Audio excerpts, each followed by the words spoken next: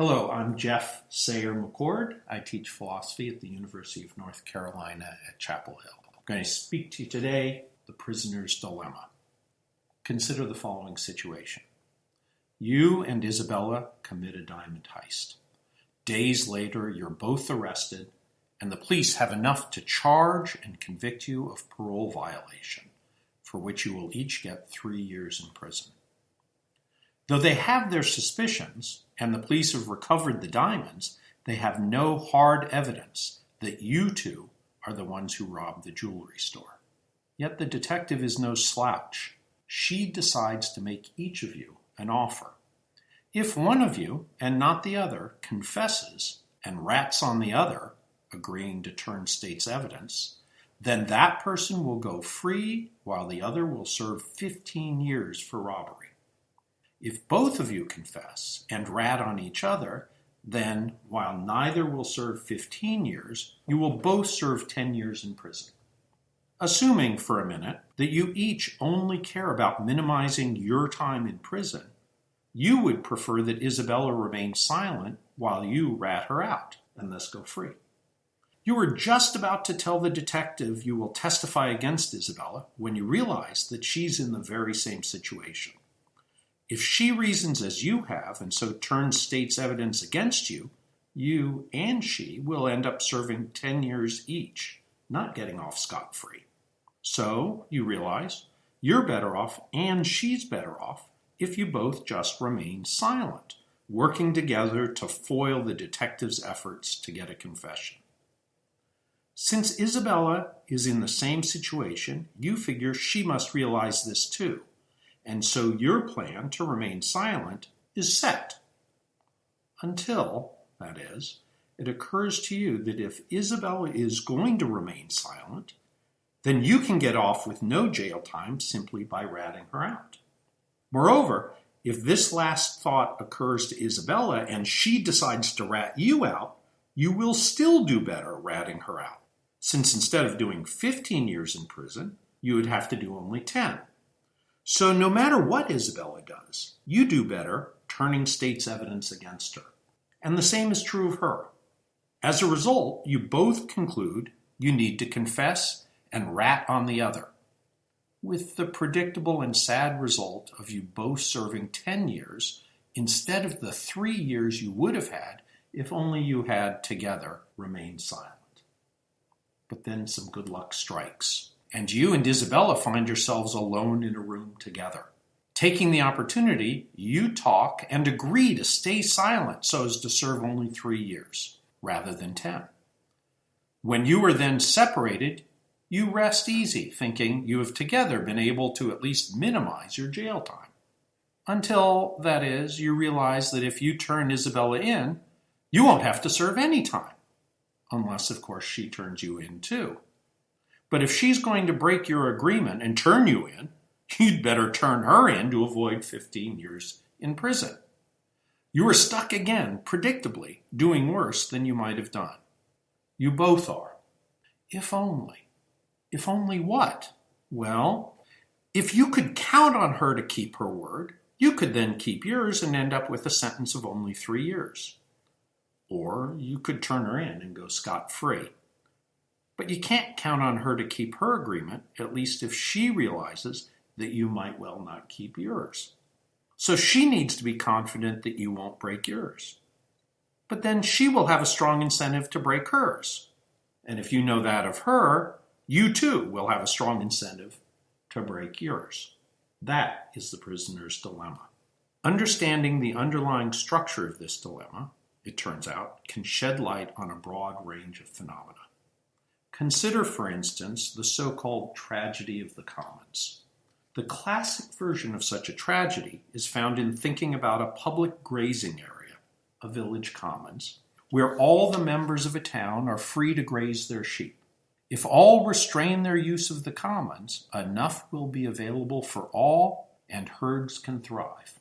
But as long as others are restraining their use of the commons, each person in the village could do even better, for themselves or for their family or for the charity to which they will donate their earnings, by allowing their sheep to graze a bit longer. But if everyone in the village does that, then the herds will eventually fail.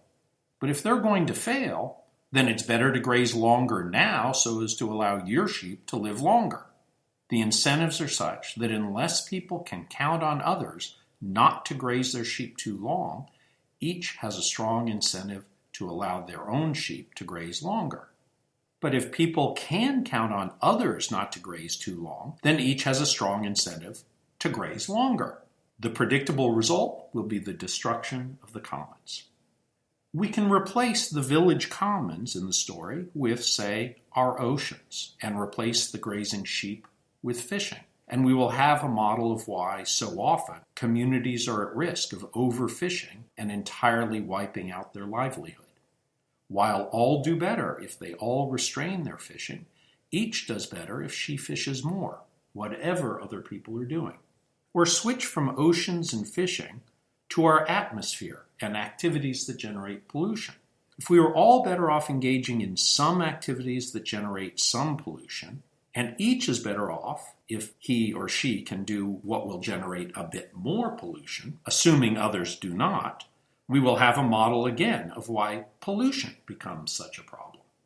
In each case, costs and benefits are arranged in such a way that people have reason to cooperate with each other, refusing to rat each other out, restricting how long they let their sheep graze, limiting the size of their catch, controlling how much they pollute, but nonetheless seem to have stronger reason to act otherwise, no matter how others act.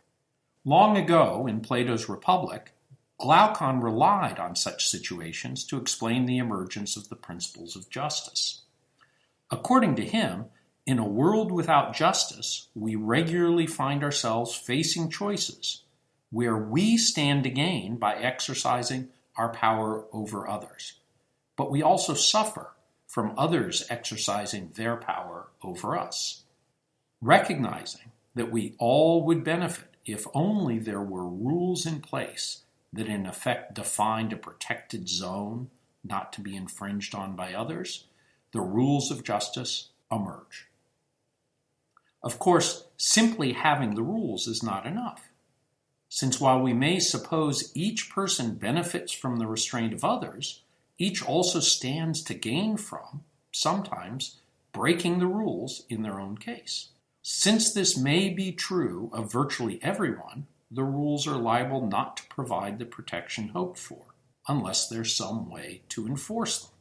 Hobbes thought that the risk of people violating the rules was so strong and so disastrous that we have overwhelming reason to set up an absolute authority who would have the power to enforce the rules and punish those who try to violate them. Others, for instance Hume, have thought less draconian enforcement mechanisms would do the trick. Say the refusal of others to cooperate with those who violate the rules. The mere fact that you might want to work with Isabella again, or that others would refuse to work with you on discovering that you ratted her out, might well provide effective reasons for you to stick to your agreement. But of course, if these are effective reasons, they are effective reasons because they shift the costs and benefits away from just years in jail in ways that mean you are no longer in a prisoner's dilemma. Some have suggested that the fundamental problem has to do with people being selfish, but this is a serious misunderstanding. The problem highlighted by the prisoner's dilemma remains however we think of the costs and benefits at stake. The people facing choices may be as generous as you like, and as long as there are situations which fit the following structure, people will be facing a prisoner's dilemma. Suppose that A is better by whatever measure than B, and B is better by that measure than C, and finally, C is better than D. If two people, or groups of people, or corporations, or countries face a choice with the following possible outcome, they will be facing a prisoner's dilemma. If both cooperate, then B is the result for both. If neither does the cooperative thing, then C is the result for both. If one does the cooperative thing and the other does not, Then D is the result for the former, and A is the result for the latter. In such situations, each agent does better, again, by whatever measure, no matter what the other does, by failing to cooperate, even though the predictable result is that they each do worse than they would have done if only they had managed to cooperate. That's the prisoner's dilemma, and we face it all the time.